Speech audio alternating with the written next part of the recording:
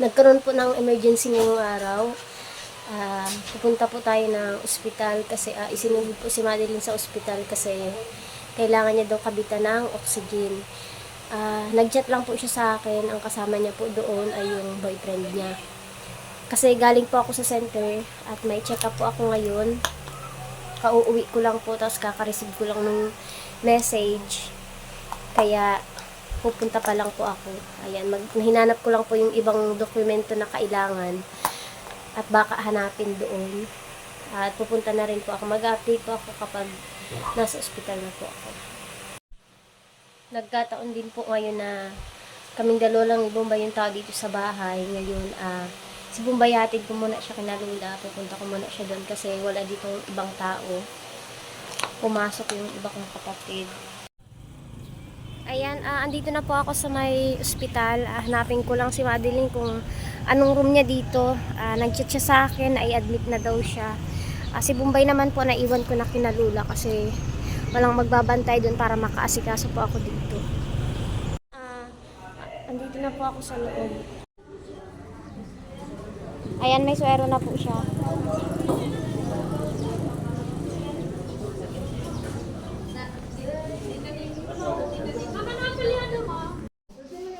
Ayan po si Madeline, kinabitan po siya ng ng oxygen.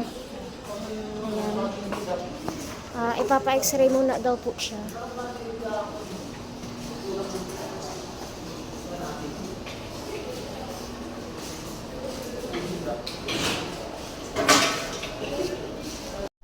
Ayan, nandito po kami sa diagnostic building. Pinasok po si Bom sa loob kasi ipapa-x-ray muna daw siya bago siya ipupunta dun sa kwarto niya. Kinabitan po pala siya ng oxygen kasi nahihirapan siyang huminga. Ayan, habang nasa loob po sila at nagpapa-x-ray, ayan po yung resetang gamot na kailangan bilhin ni Madeline. Ayan, nagkataon po pati na wala akong extra budget ngayon, kaya uwi muna tayo sa bahay para mangutang, para makabili ng gamot. Ayan na po, nailipat na si Madeline dito sa nasa isolation po siya sa may mga TV. Di ba? Si Kulot po, pinapakuha ko ng sapin kasi wala daw available na sapin dito. Ayan, nilalakad ko na po. Kailangan daw nating pumunta sa portal para maasikaso yung room number ni Ubom. Ayan po, nagkuha muna tayo ng portal at pinapapilapan to sa akin para makakuha tayo ng room number. Kaya pilapan ko na muna po ito. Ayan po, nakakuha na tayo ng room number ni Madeline. Ayan, balik naman tayo para sa kanila. Pagod. Ayan po yung yung ilang gamot ni Madeline. Ayan. Tapos merong itutusok sa kanya. Mga nasa bote po. Tsaka kulang pa po yan. May bibilin pa po sa labas. Ayan na po yung mga gamot ni Madeline. Kulang pa po yan. Meron pa. Ito pa another reseta. Reseta ulit sa kanya. Kasi yan mga ituturok sa kanya. Hindi pa po kompleto ang kanyang gamot. Ang init dito, Ang init po dito sobra. Ayan pala yung niya, x-ray. Labo. Ayan yung x-ray niya. Hindi nakikita. Ayan na po si Kulot. Galing po siya ang practice niya. May pagkain na. May pagkain na siya. Ano to? Ayan po yung libreng pagkain dito. Ayan po yung panibagong gamot. Tingnan mo kasi panibagong gamot mo. Diyan na si Kulot. Hindi pa siya dala pa siyang bag. Huwag mo kasi ibaba mo lang yung kamay mo. Mabara yan, magatok yung kamot mo. Asan yung ibang gamot? Ubom. Dito mo. Nakasabatan mo si MJ. Pag-isahin mo na lang. Sakay na. Baba ka lang dito. Tingnan niyo po lahat yung gamot ni Madeline. Ang dami. Ilan mo nga yung gamot mo, oh.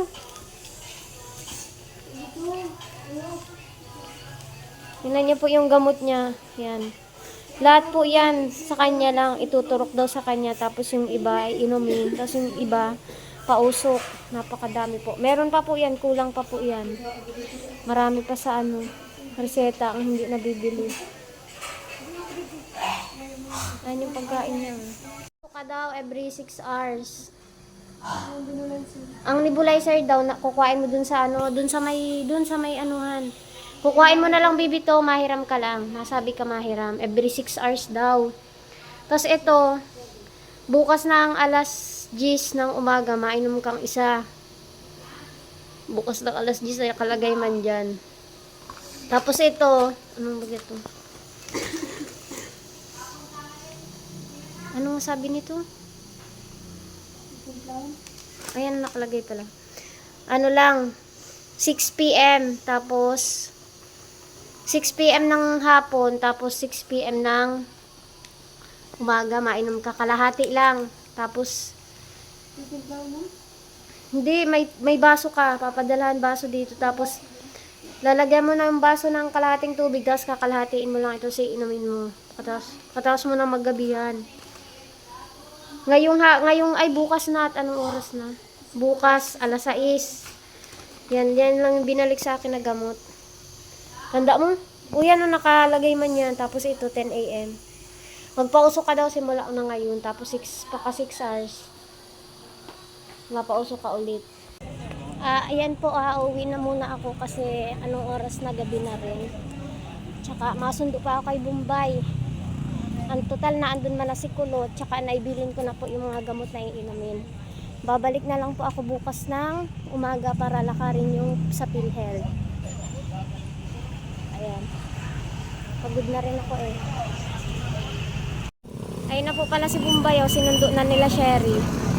Ay sasabay na namin pag-uwi.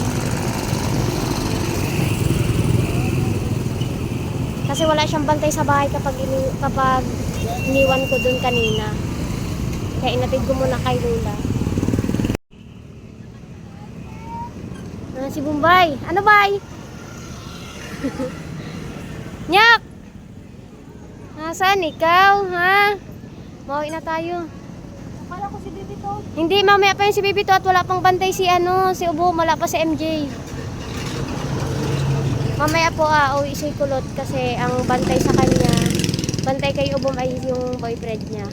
Kasi may pasok din po si Kulot bukas. Ayan po, update lang. Nakauwi na kami sa bahay and kasama ko na si Bombay, nasundo ko na rin siya. Ang bantay dun ngayon ay si Kulot at saka yung boyfriend niya. Tapos, si Kulot uuwi siya mamaya, mga 10. Kasi may pasok din siya bukas, hindi siya pwedeng mag-umagahan. Kaya yung boyfriend niya yung magbabantay dun. Ako naman po hindi pwedeng magbantay dun kasi buntis po ako, bawal ako dun sa loob. Kasi nasa loob po siya ng may mga TV. Kaya hindi po ako pwedeng mag-standby dun. Ayan, bukas babalik ako dun para maglakad nung sa PhilHealth para maasikaso yung sa ospital. Meron na po akong number na nakuha. Iniwan ko na dun kay Madeline. Para bukas pagbalik ko, kukain ko na lang sa kanya. Tapos may mga gamot na nireseta sa kanya.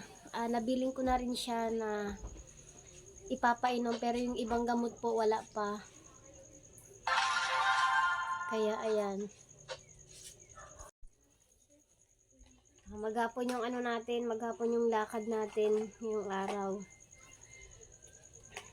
Bukas, mag-update na lang din po ako sa inyo ng kung anong ganap bukas. Si Bombay. May pasok kayo, ne? Anong oras? May pasok. Si Bombay po, siguro, iiwan ko na lang din ulit. Tapos pag uwi ko, kukunin ko na lang din ulit. Kasi mag-aasikaso ako ng PhilHealth para, at may pasok naman daw si Bombay. Ay, yung kapatid ko, may pasok daw po maghapon. Wala naman sa kanya magbabantay. Magpapahinga na po ako kasi sobrang pagod maghapon.